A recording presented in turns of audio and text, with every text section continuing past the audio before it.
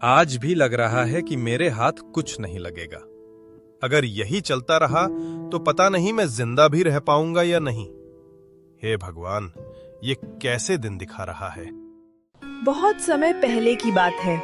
एक छोटा सा गांव था जहां राजू नाम का एक मछुआरा रहा करता था। वो मेहनती तो बहुत था, मगर उसमें थोड़ा लालच भी था। अरे राजू, क्या हाल है मेरे भाई? आज भी हाथ खाली? मुझे लगा आज तो तू बाजार में सबसे पहले पहुंचेगा। हाँ, खाली ही है। किस्मत ने साथ देना छोड़ दिया है। इस छोटी नदी से अब क्या ही मिलेगा गणेश भाई। तुम देखो, वो किशन शहर से नई मोटर बोट लाया है। उसे देखकर लगता है जैसे मैं गरीबी की दलदल में फंस गया हूं। मेरी मेहनत की कोई कीमत नहीं है। राजू, मेहनत तो सब करते हैं, पर तुम ये क्यों भूलते हो कि तुम अब भी 2 वक्त की रोटी कमा रहे हो।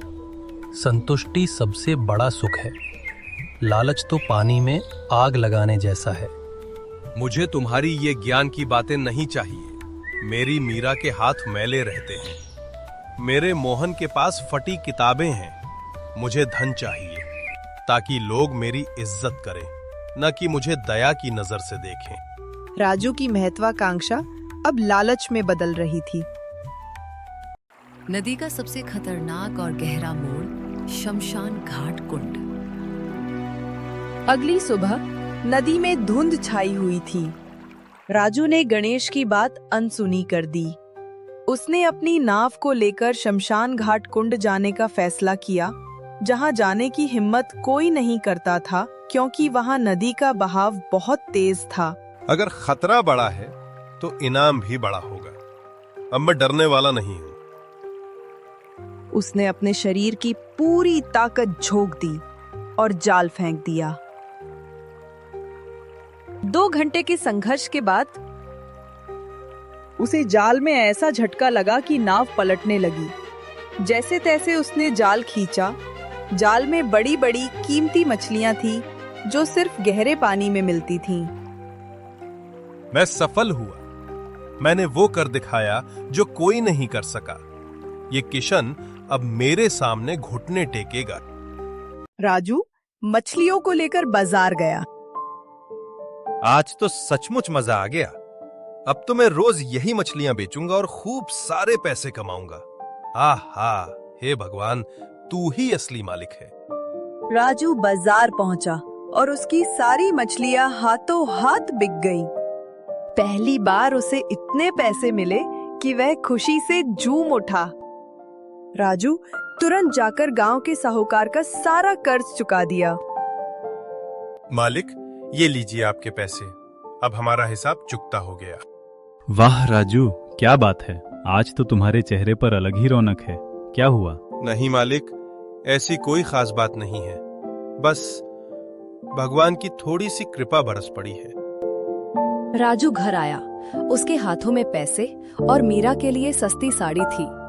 मीरा ने साड़ी खुशी से स्वीकार की, लेकिन वो चिंतित थी। इतने सारे पैसे? मैं बहुत खुश हूँ राजू, पर तुम इतने थके हुए क्यों हो? और तुम उस खतरनाक कुंड में क्यों गए थे? चिंता मत करो, अब मैं हर दिन वहीं जाऊंगा। मुझे और चाहिए। मैं अब और छोटी सोच नहीं रख सकता। राजू, ये अच्छी बात है कि हम गरीब नहीं हैं, पर अब तुम मेरे साथ बात भी नहीं करते। तुम मोहन को कहानी सुनाना भूल रहे हो। ये पैसा हमारी शांति छीन रहा है। तुम औरतों का यही काम है, रोना। मैं तुम्हें सोने के गहने दूंगा। क्या तुम्हें वो नहीं चाहिए? प्यार और खुशी गरीबी में नहीं मिलती, पैसे से मिलती है। राजू की प्राथमिकताएं पूरी तरह बदल चुकी थीं। मोहन को अपने पिता की याद आई। वो चुपके से नदी किनारे आया। पिताजी, मैं आपकी मदद करूं? मदद? यह तुम्हारा क्या काम है? जाओ घर। यहाँ पर सिर्फ पैसे कमाने वाले रहते हैं। तुम जाकर सो जाओ। आप अब हमें भूल रहे हैं। राजू ने कोई जवाब नहीं दिया। मोहन चुपचाप रोते हुए अंधेरे में भाग गया। उस रात राजू ने खूब कमाई की, लेकिन नाव पर उसे पहली बार अकेलापन महसूस हुआ। उसके दिल के कोने में दर्द उठा। पर लालच ने उसे दबा दिया। एक रात भयंकर बारिश और तूफान में उसका जाल ऐसा खिंचा कि उसकी नाव लगभग डूब गई। उसने किसी तरह जाल खींचा। मछुआरे, मुझे छोड़ दो, मैं जल की रानी हूँ। मैं तुम्हें 3 वरदान दूंगी, लेकिन याद रखना, एक संतुष्ट व्यक्ति ही वरदान का सही उपयोग कर सकता है, लालची व्यक्ति नहीं। मेरे लिए 3 वरदान बहुत हैं। उसके चेहरे पर जीत की भयानक मुस्कान थी। राजू ने मछली को छोड़ दिया और पहला वरदान मांगा, गांव का सबसे बड़ा महल और सभी गांव वालों का कर्ज उसके नाम हो जाए। अगले ही पल उसका पुराना घर एक भव्य सफेद संगमरमर के महल में बदल गया। गांव के लोग, जिनमें किशन भी शामिल था, अब राजू के कर्जदार बन गए थे। हाँ, अब मैं तुम्हारा मालिक हूं। तुम सब मेरे आगे झुकोगे। राजू, तुम पैसे वाले बन गए, पर तुम्हारा दिल छोटा हो गया। जाओ गणेश, अब तुम मेरे लिए घास काटो। यही तुम्हारी जगह है। राजू ने शक्ति के नशे में चूर होकर अपने सबसे अच्छे दोस्त का अपमान किया। राजू, अब बस करो। तुम राजा बन गए, पर मेरे और मोहन के लिए तुम अजनबी बन गए हो। तुम्हें पता है, मोहन ने पूछा, पिताजी, अब हमें प्यार क्यों नहीं करते? प्यार? ये सोना ही मेरा प्यार है। अगर तुम्हें ये महल पसंद नहीं तो निकल जाओ, मुझे तुम्हारी जरूरत नहीं है। मीरा बिना कुछ कहे मोहन का हाथ पकड़कर महल से बाहर चली गई। वो वापस उस गरीबी में जाना चाहती थी जहां प्यार था। राजू की जीत अब एक भयानक हार बन गई थी। राजू ने अकेलेपन और अशांति से तंग आकर मछली को अंतिम बार बुलाया।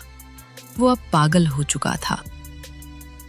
मुझे पूरे संसार का महाराजा बनना है। मैं नहीं रुकूंगा। मैं अमर बनना चाहता हूँ। राजू, तुमने अपने आखिरी वरदान को भी नष्ट कर दिया। मैंने कहा था, लालच तुम्हें शून्य पर ले आएगा। तुमने अपने अपनों को खो दिया, तुमने संतोष खो दिया। अब तुम्हें सब कुछ खोना होगा। मछली के शब्द खत्म होते ही राजू का महल, उसकी सारी दौलत सब धूल में मिल गया। जब तक सूरज उगता, राजू फिर से फटे पुराने कपड़ों में अपनी टूटी हुई किस्मत नाव के पास खड़ा था। मेरा सब कुछ, मेरी शक्ति, मेरी दौलत। उसने चारों ओर देखा। मीरा और मोहन जा चुके थे। गणेश दूर खड़ा था, पर अब वो उसकी मदद नहीं कर सकता था।